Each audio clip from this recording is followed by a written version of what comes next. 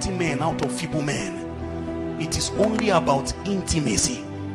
And inside intimacy, it's not a function of time. Our generation have been colonized by strange voices. I see the young man in our generation, he wants to put it online that he has done 12 hours prayer. That them, if they don't pray for 8 hours, somebody says, once we have not touched 8 hours, we have not breathed yet. You know, and it sounds noble. What does our generation call prayer? Prayer is a violent venture. Let me share something with you. The thing I want to say, I pray that you hear what I said, not something else. I hope you know prayer is a conversation between you and God. Is there a conversation that is only one-sided? That you are just the only one talking till the end? As you finish, then you now turn and walk away. You didn't hear anything. Mind you, in Zion, you only travail so that you can bring forth. If you have not brought forth, you wasted your time. We claim we are traveling, but all we are doing, we're exciting ourselves. It's because you are still young. That's why you are carrying chair if you want to pray. Be doing it like this. Two brothers will lock their hand like this, and then they'll be doing like this before. When you become 50 years, you will learn that prayer is about talking to God.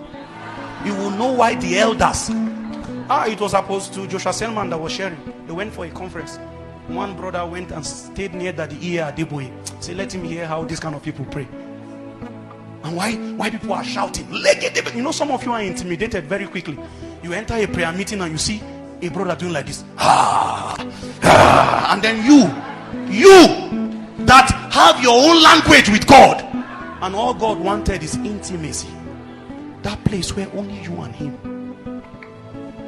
Some of you, what takes you there is a song, but you have lost your code, your weapon in the spirit. Every warrior has a weapon. David did not fight with a sword, he fought with a sling. Where have you heard of a warrior that is turning a rope? Because in your secret days, he will give you your secret weapon. In the day where Goliath shows up, don't use a new weapon. Use the thing you have mastered. You have been singing in the secret place. You come to the open, you want to be gesticulating. You want to show men that you too, you can cancel 7 hours. If you use a new weapon, Goliath will destroy you. You have not mastered it. Saul came to him and said, take my armor, take my sword. He says, I have not earned it. He went back to the ancient weapon he used. Where are those people that used to sing and just sing, and the presence of God will fill the room, and you will lie down there for like 3 hours, and scriptures will be bombarding your soul? That is your own weapon. But the church has been colonized. You think that it is about shouting. You will soon find out very soon. If all of our voices put together have culminated into anything, our land will not be the way it is. Go on the internet and find the prayer tonic everywhere. I have had cause by the grace of the Lord to travel extensively lately, and I went to the east. I found out in the west, in the east, in the north, everywhere insecurity is a challenge. It's just that the nature is different. There are killings going on everywhere, and yet the church is currently bragging of prayer. It's because we have lost the lexicon of what prayer is. When the elders defined prayer, it was conversation with a spirit. Prayer did not end until they heard God's side in the matter. You go and talk about house rent, talk about wife, talk about school fees, get up and leave. You don't know that who you went to. He has something he wanted to tell you too. This is what we do every week. And you think it is about that alone. There was a point where you will be still and know that he is God. An army is coming behind Israel. Egyptian warriors were charging towards them, and they entered panic. And Moses went to God, and God says, calm them down. Be still. Be still. Be still. Have you learned how to wield his presence in stillness? The elders had an ancient secret of meditation. They will stay with one scripture. A man will stay with one scripture for 2 months. Thy word is a lamp unto my feet and a light to my paths. As he is meditating it, it was once light. Light is changing into life. A time will come, he will become the proof of that scripture.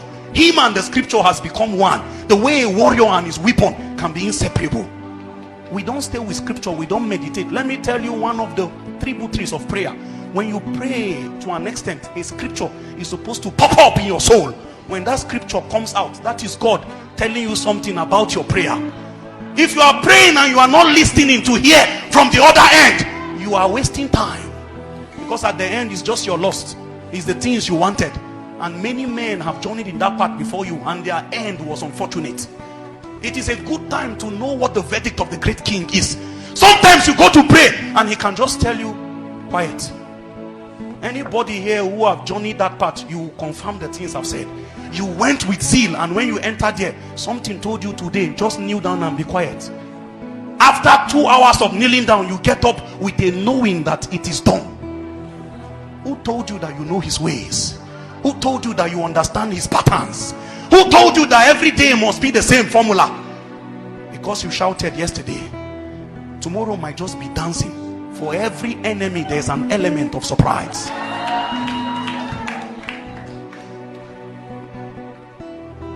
Everybody is, just trying to make a statement.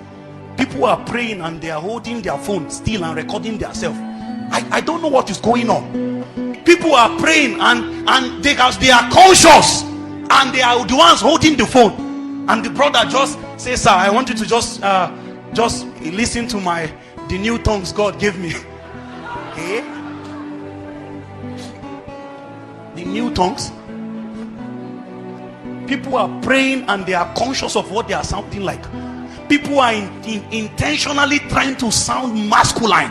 You want to use heavy kind of utterance in your tongue. You don't know that the more flesh you commit to your tongue, the less value it has with spirits.